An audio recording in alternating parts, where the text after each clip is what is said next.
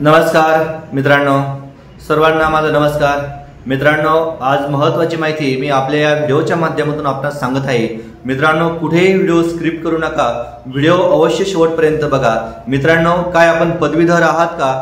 काय आपले पदवीधर मतदार नोंदणी म्हणून आपले नाव यादीमध्ये समाविष्ट केलेले आहेत का? तर मित्रांनो, जर आपण आपल्या या पदवीधर मतदार यादीमध्ये आपले नाव समाविष्ट जर केले नसेल तर अवश्य मित्रांनो, आपण या 1 ऑक्टोबर पासून ते 6 नोव्हेंबर पर्यंत या कालावधीमध्ये मित्रांनो आपण पदवीधर या मतदार नोंदणीमध्ये आपले नाव समाविष्ट करण्याची ही तारीख आहे। मित्रांनो, यासाठी आपल्याला डॉक्युमेंट काय काय लागणार आहे?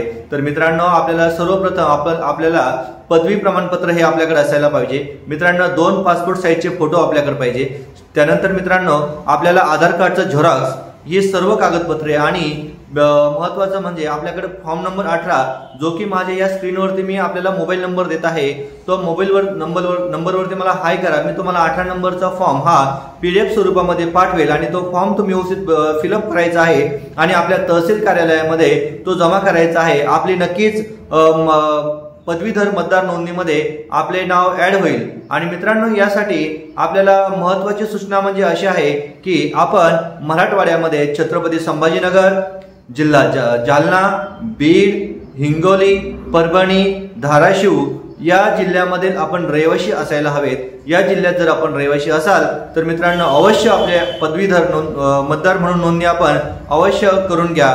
आणि मित्रांनो, त्यानंतर महत्त्वाचं म्हणजे असं की आपण 2022 पूर्वीचे म्हणजे 2022 अगोदरच आपली पदवी झालेली आहे, तरच असेच विद्यार्थी या पदवीधर मतदार नोंदणीमध्ये आपले नाव समाविष्ट करू शकतात। मित्रांनो, असेच वेगवेगळे नवनवीन व्हिडिओ जाणून घेण्यासाठी नक्कीच आपल्या चॅनलला फॉलो अवश्य करा। फॉलो केले नसेल तर फॉलो करून घ्या।